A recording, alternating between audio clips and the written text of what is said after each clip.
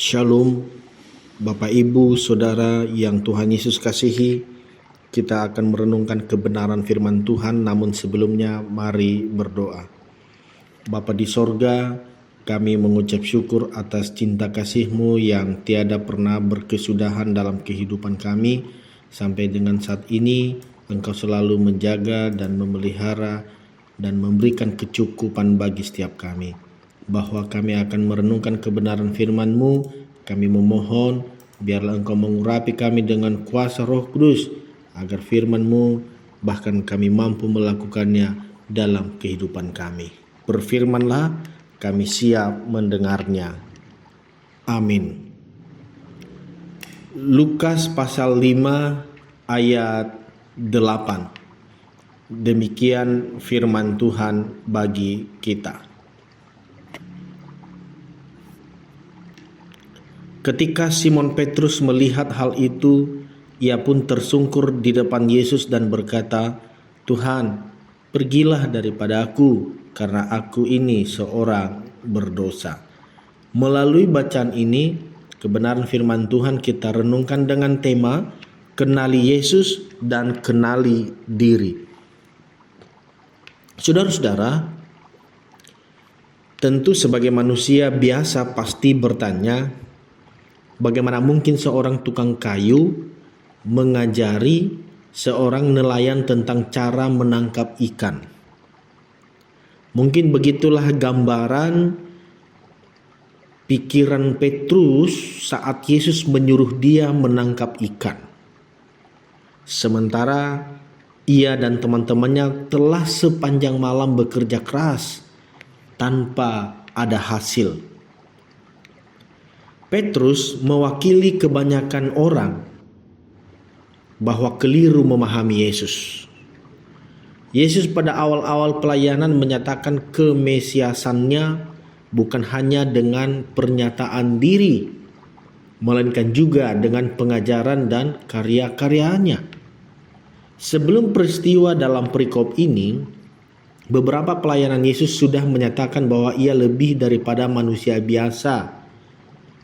Seperti dia mengusir roh jahat atau roh jahat diusir olehnya di pasal 4 ayat 31 sampai dengan 37. Dan orang sakit disembuhkan. Yesus juga bukan sekedar guru agung atau pembuat mukjizat yang populer. Yesus adalah Tuhan atas alam ini. Lalu sikap sok tahu Petrus berubah menjadi rasa malu dan gentar ketika melihat Yesus berdaulat atas ikan di danau Genesaret. Dia merasa malu dan gentar setelah dia tahu siapa Yesus, setelah dia mengenal Yesus. Saudara-saudara, berhadapan dengan Yesus dan mengalami kuasanya membuat Petrus menyadari keberadaan dirinya yang berdosa. Suatu sikap yang Yesus inginkan ada dalam diri orang yang akan dia panggil menjadi hambanya. Maka kisah penangkapan ikan berlanjut menjadi kisah dalam tanda petik penangkapan Petrus oleh Yesus. Sejak saat itu Petrus akan menebarkan jalannya di danau atau laut yang berbeda, yakni lautan manusia yang membutuhkan Kristus. Betapa luar biasa anugerah Allah yang mengubah orang berdosa menjadi hambanya. Kita pun dapat mengalami anugerah itu dalam hidup kita bila kita menyadari keberdosaan kita dan betapa kita memerlukan pertolongan Kristus. Hanya Yesus yang sanggup mentransformasi hidup kita dari kepapaan rohani yang terbungkus kesombongan dan kepicikan menjadi pengikut yang dapat dipakainya memenangkan jiwa sesama kita. Dalam bacaan Lukas 5 ayat 1 sampai 11 setidaknya mengajarkan kita untuk 4 hal, yaitu menyadari dosa kita, bahwa kita semua adalah orang berdosa dan perlu mengakui kebutuhan akan keselamatan anugerah Tuhan. Yang kedua, menunjukkan kerendahan hati. Kita harus menyadari kelemahan kita dan tidak sombong di hadapan Tuhan. Ketiga, memohon pengampunan. Kita harus memohon pengampunan Tuhan atas dosa-dosa kita. Dan yang keempat, mencari keselamatan. Yesus adalah jalan keselamatan dan kita harus mengikutinya.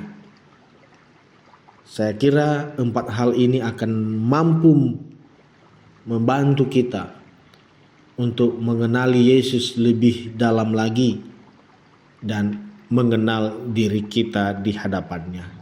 Ini penting agar jiwa kita sungguh selamat di dalam Kristus Yesus. Tuhan memberkati, kita berdoa.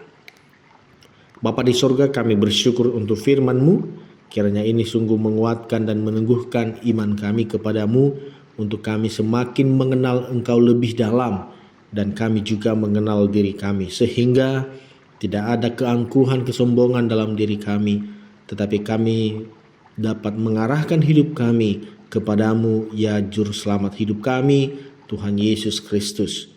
Kami berdoa kiranya Engkau menolong dan memberkati apa yang hendak kami kerjakan di hari ini. Ya Bapa, Engkaulah yang membuatnya berhasil. Dan setiap kami yang saat ini sedang mengalami sakit penyakit, jamahlah kami Tuhan, sembuhkan, pulihkan, agar kami kuat sehat dan dapat melakukan aktivitas bahkan seturut dengan kehendak-Mu.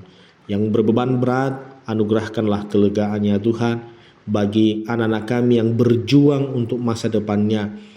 Biarlah Tuhan menolong mereka, membukakan jalan, sementara yang mendaftar untuk masuk taruna, akmil, sekolah kedinasan, universitas, mari Engkau tolong mereka semua ya Tuhan, supaya mereka bisa diterima dan itu menjadi jalan untuk mereka meraih cita-cita dan masa depannya yang kami sungguh harapkan, masa depan yang gilang gemilang Tuhan siapkan bagi anak-anak kami. Terpujilah Engkau Tuhan, tidak ada yang mustahil bagimu. Kami percaya Engkaulah yang berkuasa atas alam ini, atas diri kami, atas masa depan kami. Dalam nama Tuhan Yesus kami berdoa dan mengucap syukur. Amin.